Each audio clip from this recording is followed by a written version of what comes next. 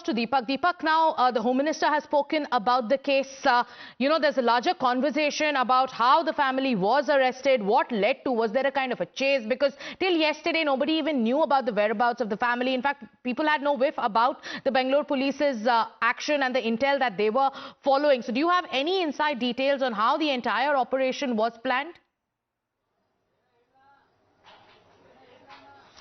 Well, more often than not, when you have cases of abetment to suicide, you do not have, arrests that come by immediately.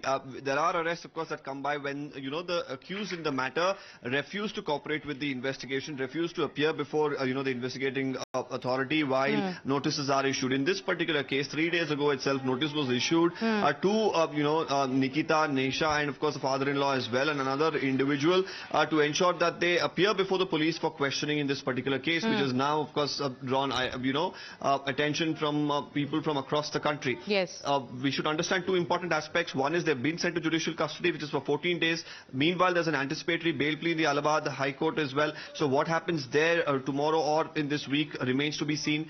But at this point in time, there is also questions arising because the family wants custody of the grandson as well. Yes. What happens pertaining to that? These are details that remain to be seen, and probably we'll have answers to that in the coming few days. Deepak, we'll also come back to you to get more details on what exactly happened in court when they were brought in first, picked up from Gurugram and Prayagraj, brought to Bangalore almost immediately, then produced before a court, after which a judicial custody of 14 days was given. What exactly happened in the court, and also the legal strategy of the accused family. But before that, Deepak has been telling us, Atul's devastated family members have thanked the police for arresting his wife and his in-laws. They also made a mention about their concerns with regards to the child. They're also appealing for justice for Atul.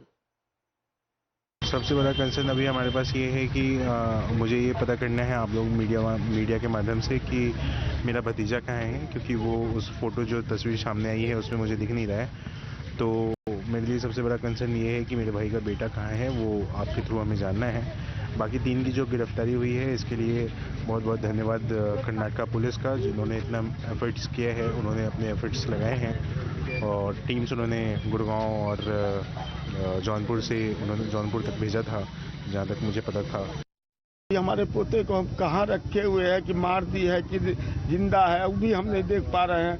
हमारी यही गुहार है कि हमारा पोता हमको देखने को और हमारे पास रहे, और कोई गुहार नहीं। जो आपने न्याय की जो मांग की थी उसमें आपको कुछ सफलता मिली है, उसको बहुत बड़ा धन्यवाद है पुलिस वालों को, हमारी कानून व्यवस्था को हम धन्यवाद देते हैं, जो कम से कम मेरी गुहार उन लोग सुन करके और इतना बड़ा हमको राहत दिए है। ये बहुत बड़ी राहत की बात है, कम से कम उन लोग गिरफ्तार तो है।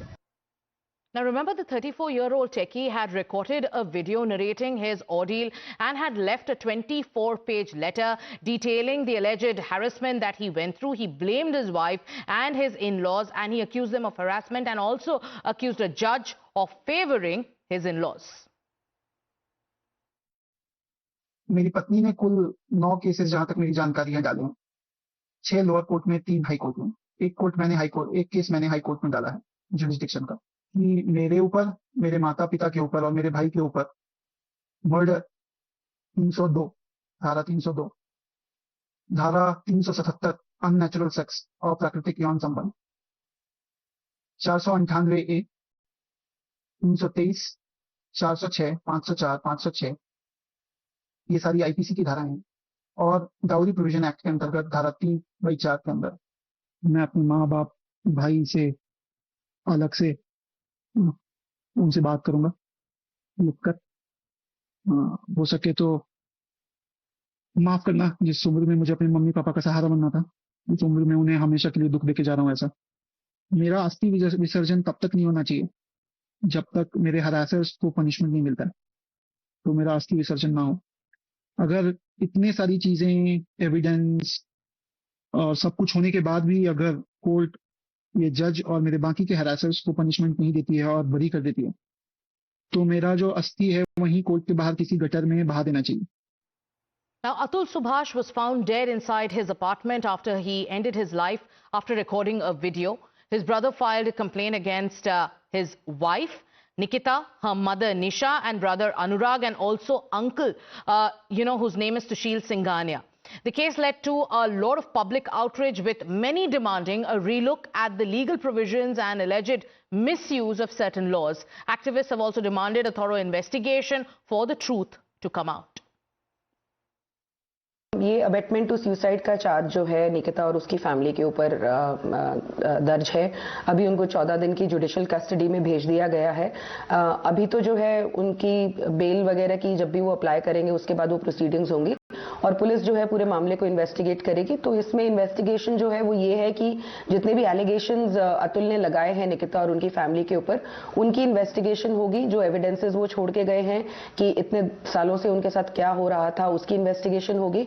और एक बहुत इंपॉर्टेंट चीज जो यहाँ पे है वो ये है कि वैसे तो जो 498 है उनके ऊपर फाइल किया था वो एक क्रिमिनल ट्रायल का मैटर है, लेकिन प्राइमा फेसी जो FIR उन्होंने दर्ज की थी उसको इन्वेस्टिगेट किया जा सकता है, जैसे कि 498 के केसेस में इन्वेस्टिगेशन होती है।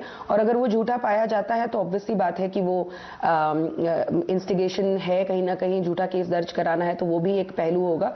उसके अलावा तो जो है उनकी वर्बल टेस्टिमनी है, तो इट विल बी ये निकिता और जो उनकी फैमिली है वो क्या एविडेंसेस प्रोड्यूस करेंगे अपनी इनोसेंस में मुझे नहीं पता, बट प्रॉपर एक ट्रायल होगा जैसा क्रिमिनल ट्रायल होता है इसमें अबेटमेंट टू सुसाइड के चार्जेस के अंडर। और उसके बाद अभी तो मेरे ख्याल से सालों तक चलेगा मामला। It's good that the police have acted swiftly in arresting Atul Subhash's wife and the family whom he has named in his dying declaration. I do hope the police will conduct a thorough and impartial investigation, because the moot is justice and justice has to be served.